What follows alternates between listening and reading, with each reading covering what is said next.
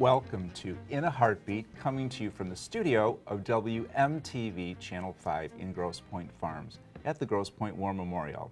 We are also broadcast throughout southeastern Michigan on AT&T UVerse on Channel 99. I'm Dr. David Bali, and I'm your host for In a Heartbeat. Today, I'm very pleased to have an outstanding physician who is a pulmonary and critical care specialist. And his field is diseases of the lung, which includes asthma, COPD, which stands for chronic obstructive pulmonary disease, lung cancer, and sleep apnea. He is also the physician who helps to take care of some of the most critically ill hospitalized patients in the intensive care units of major hospitals. And his name is Dr. William Ventimiglia. Dr. Ventimiglia, welcome to In a Heartbeat. Thanks, Dave. Nice to be here. We're happy to have you. Dr. Ventimiglia, to start out, why don't you tell us a little bit about your practice and the types of patients that you see? Sure. I'm in a large practice of about 17 physicians who do what I do, and that is pulmonary physicians taking care of lung problems, asthma, emphysema, pulmonary embolus, cough problems, patients with complaints of shortness of breath for a variety of reasons.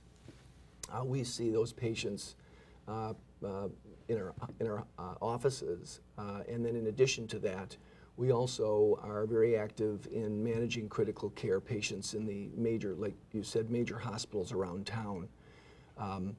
We oversee, myself and a subgroup of our larger group, we oversee the intensive care units at St. John Hospital in Detroit in the main campus. About 60 to 70 ICU beds there that my partners and I oversee, triage, who should come in, who should go out, admissions, discharges, and actually overseeing the actual care that's provided there. We're board certified in critical care, and most of the major hospitals now are requiring, because of the optimal care provided, are requiring board certified intensive care physicians to be overseeing the ICU care in their major hospitals. So that's what we do kind of in the hospital, and we also have a very active outpatient practice taking care of the pulmonary patients around town. You're a man wearing many hats. Yes. And often around the hospital to your colleagues and friends, you are known as Dr. Vent. That's right. That's right. That's an appropriate nickname for you. Well, when I was in med school, Dave, I was sitting there one day, and what should I do? And he said, wait a minute, Dr. Vent, you should be a lung doctor. You were destined for it. So it was easy from there. Dr. Ventimiglia, or Dr. Vent, what is COPD? Many people, I think, have that diagnosis, as we know, and sometimes people know that somebody who has it, but they may not know what that is. Sure. And there is I think there's a little bit of confusion about the term. COPD, the strict definition of it's chronic obstructive pulmonary disease, as you mentioned, Dave. And it's obstructive in that the airways are obstructed. They are narrowed. So instead of breathing through wide open tubes, you are trying to breathe through more narrowed airways. And that term, COPD, encompasses a few factors. First of all, the airway obstruction is not completely reversible. So it's some of it is fixed obstruction. Pure asthma is not really considered COPD. Mm-hmm. Asthma can cause obstruction, but it's an acute problem that is completely reversible with medications and some inhaler use.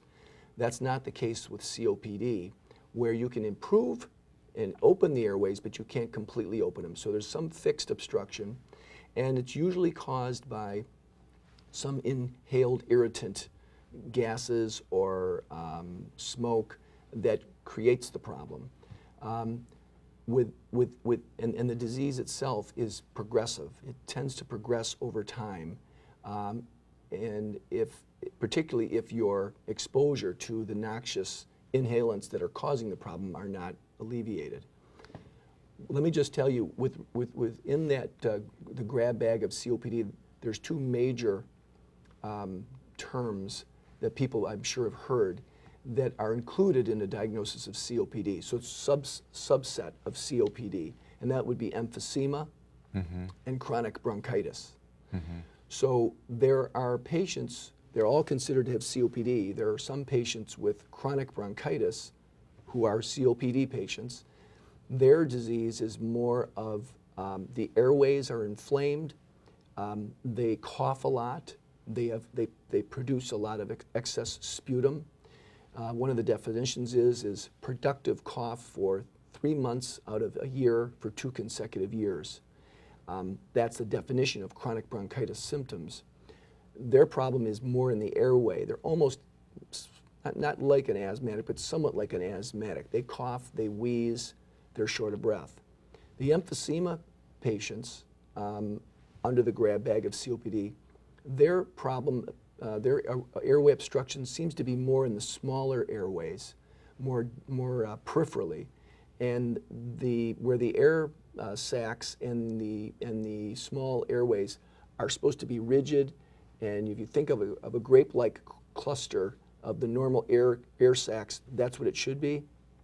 Those grape-like clusters just get destroyed, and they turn into almost like a soggy, flimsy, old baggie, and they lose the ability to exchange oxygen. And this area that's flimsy and flabby and less elastic, and it collapses and causes airflow obstruction. So we see patients with this grab bag definition of COPD. Most patients who have this diagnosis have a combination clinically of emphysema and chronic bronchitis. But there clearly are some patients who have solely chronic bronchitis as their only manifestation, and then others who have just emphysema. The emphysematous patients tend to present with just shortness of breath. They can't breathe, but they don't cough, they don't make noise, they don't bring up sputum, but they're very short of breath. You mentioned some of the causes, which are inhalants, and I would imagine smoking is one of the major ones, which we can get to. What are some of the other inhalants that, say, for example, might contribute to somebody developing COPD? Sure. Well, there's no doubt that cigarette smoking in and of itself is by far the #1 cause of COPD. 90+% of patients with this diagnosis have a history of cigarette smoking or excessive secondhand cigarette smoke. I should make mention of the issue about secondhand cigarette smoke, a big law that passed about a year ago about. Yes. I think for good reasons. We're finding more and more in our practice, certainly, that there's clearly healthcare manifestations of patients developing cancers, developing COPD from secondhand cigarette smoke inhalation, and the patient themselves have never smoked themselves. Let me ask you a follow-up question on that while you're on that subject. Say, for example, either a husband or a wife, one of them smoked, and then they have a family of, say, 2 or 3 kids. What are the risks that the spouse of the smoker and the children of the smoker, getting the secondhand smoke, may have one of these lung diseases? Yes, they're real. The chances are real, that's for sure. We did not know this years ago, but we're finding this more and more. We're learning about this. Certainly, children living in a household where the parents are smoking, it's been well documented that they have a much higher incidence of respiratory health care adverse effects, asthmatic-like symptoms, coughing, sputum production, and they tend to develop worsening lung capacity and lung function as adults growing up in a household where the parents are smoking actively. And I can tell you that in my personal experience, there has been numerous patients that I have seen for diagnosis of lung cancer who have never smoked. And I'll look them over and get their history, and then I'll ask them if they've ever smoked. Most people with lung cancer have, and they say, I've never smoked. And then I ask them, have you been living with or working around a lot of cigarette smoke? And it's an uncomfortable feeling when they look across the room and their spouse starts shrinking in the chair, who's been a 2-pack per day smoker for the last 35 years in the household. So I don't think there's any question that there's definitely adverse effects. I see it in my practice all the time of that secondhand smoke. So I'm always warning my patients about that, not just themselves, but watch out for, you know. And what about if somebody works around somebody who smokes and just happens to be around them a fair amount? No question about it. Same risks pertain. And you know, one of the other, you know, the causes of COPD, smoking, well, industrial exposures, people working in plants where there's smoke coming from furnaces or just chemicals and dusts and other people smoking in the factory. Back when smoking was more prevalent and allowed in the workplace, a lot of people came in with COPD, never smoked, but they worked in a factory filled with smokers and they did it for 30 years. See it all the time. You've touched upon, I think, some of the symptoms, so coughing, productive cough, any shortness of breath, any of the other symptoms? Shortness of breath. Symptoms? Those are the main symptoms: cough, sputum production, shortness of breath, and because their airways are abnormal, they are at risk and they're predisposed to developing respiratory tract infections. So they're more prone to catching a bronchitis, or if they catch a cold, they're more prone for the cold to develop into a bronchitis in their abnormal airways that don't have the normal cells to fight off invading infections. So they develop bronchitis and pneumonias at a higher rate than someone who didn't have COPD. And when they do develop those infections, that causes them to get an acute illness. We refer to them as exacerbations of COPD. And it's one of the most common hospital admissions around the nation. A patient with COPD coming in with acute development of worsening cough, yellow-green sputum like infection, wheezing, much more short of breath, and they're having a real trouble. They get admitted to the hospital and get antibiotics and aggressive treatment and get their symptoms quieted down. So you started to touch upon that. What are the various treatment options available for COPD patients? So, well, in terms of medical therapy, Dave, we should probably talk about that. I brought a few visual aids. Visual aids and props. I think everybody is familiar with the standard old inhalers. These we called meter-dosed inhalers, or MDIs. And these are the sprays, if you just, you know, it's just a puff of spray.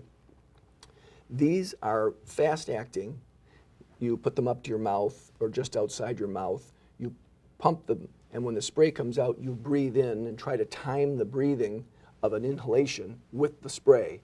You can imagine that it doesn't do you much good if I pump it and blow out at the same time, as so many of my patients do.